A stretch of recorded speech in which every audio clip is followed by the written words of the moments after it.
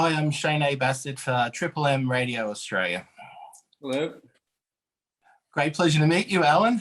You too. I love your face-off poster. Is that what that is in the background? That's what that is behind me, yes. I've got to say, though, for you, you've come a long way since Palickaville. I like to think of it as full circle. I started in New Jersey, and I'm back in New Jersey, and started with incompetent criminals and ended up with incompetent criminals. So, yeah. Yeah, well, I actually saw it in a cinema in Sydney, so I saw it on theatrical release. Thank you. I was wondering who saw it in Sydney, and it was you all this time. Thank you. I think that movie is what got me my first job on Sopranos. I think David Chase saw Palickaville, and I don't know what he thought of it, but here was it was a crime story set in New Jersey. So I think that's probably why he let me into the first season. Yeah, I wouldn't be surprised. Vincent Gallo and Kim Dickens, they're worthy, great actors. That's Adam Tracy and Frances McDormand for 2 seconds in the movie. Thank you. But we're here to talk about the Saints of Newark. Sorry about that. I just had to mention Palickaville. I appreciate it. Where do you keep your Emmy, your Sopranos Emmy? It's right around the corner. I can take you over there if you want. It's next to my DGA award. Yeah. Very good. Look, it's finally receiving a release. And is it worth the wait, and is now the time? Loaded questions. Is it worth the wait? Yes, it's worth the wait. But the wait was hard and strange to shut down because of COVID and restart, and then to have the release date shifted. But that's part of the weird rhythms of our country right now. But is it worth it? Yes. Why now is a challenging question. Is now the time? I mean, in some ways, it's the time because Michael Gandolfini was the right age, and because David got this idea, and it was time to do his idea. And then there's some loaded things in the movie, where we deal with the racial tension of '67 in Newark and the riots that broke out, and the fires and the looting, and the police overreaction, and those things have become even more charged recently in this country. Yes. Still the battle that's nowhere near resolved. So in a way, I think it's timely, in a way that we hadn't expected when we started it. And I was nervous for a while about whether that was going to be a problem in many ways. But I actually feel pretty good about the way we handled it and the way it's landing for people now. I think it's addressing, it's sort of taking on a tough thing in America and handling it with some serious, clear-eyed, brutal respect, kind of. Sure, yeah, it is very appropriate timing with the factual events that feature in the movie based around that research. Was it hard to sort of sell that as part of the movie? It was a challenge because the way David writes, there are many storylines woven together, and trying to find the balance between the storylines is frequently the biggest challenge, and that was a big one that carried a lot of weight, but it had to be woven into the Italian and gangster stuff. The way I handled it was to be very, very truthful and accurate about how we represented that stuff, and so we did a tremendous amount of research to make sure that everything we portrayed on the screen was grounded in real visual research. And then casting Leslie Odom, he's an actor with such intelligence and such terrific. Yeah, gravitas. I mean, it was a tough role to cast, and I think casting him brought a real gravitas to that storyline, kind of.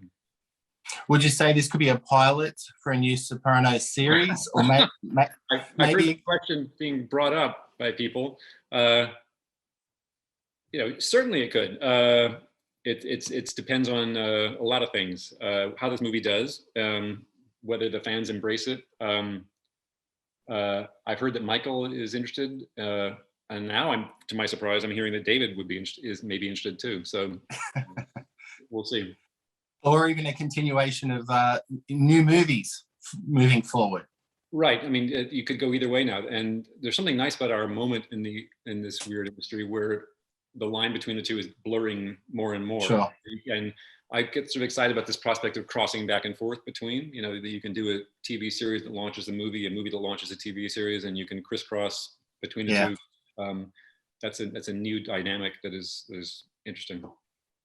Was there a pressure on you in the director's chair to like please fans or deliver solid soprano familiar things as well as creating something new? Pressure on the director? Never. No, it's I've staggered away from some fan experience, fan reaction.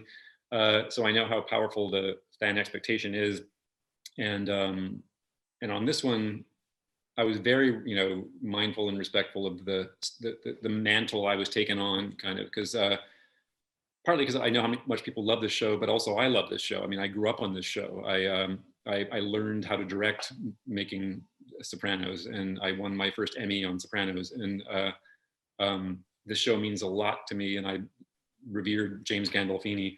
So the pressure to try and not screw it up was huge. And also, I don't know if you know David Chase, but the prospect of disappointing David Chase is like one of the most terrifying things in the world. You never want to do that. So yeah, there was a lot of pressure to try and get it right, to try and, as a director, translate it from the small screen to the big screen, from contemporary to period, but to find ways to keep the same themes, the same look, the same spirit, the same humor, the same, all that stuff, to try and make those things make the transition. That was the challenge. Was there a large selection of Italian food at craft services? Not enough. Although, I mean, we realized, it's funny, we talked about this, David and I, that we realized during the show that people loved the food. I mean, that the audience, for some reason, the audience really was drawn to the food. So we exactly made sure to make sure that that food was part of the movie experience. Close-ups of lamb's heads being put on the table and things like that. Yeah. Did Michael have to be talked into the role, or did you approach him, or did David? Like, how did it all evolve? And was Alessandro the first one cast, maybe, and then you worked down?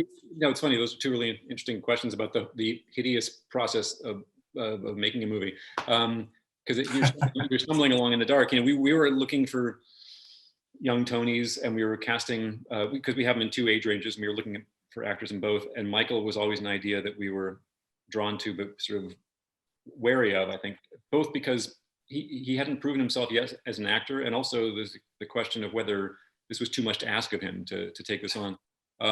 But we eventually, David and I had him audition, and he did a great audition, and it just became apparent that it had to be him. And then there were moments where it was so clearly the right choice that casting Michael in that role was probably the one thing I didn't worry about the entire movie. Really?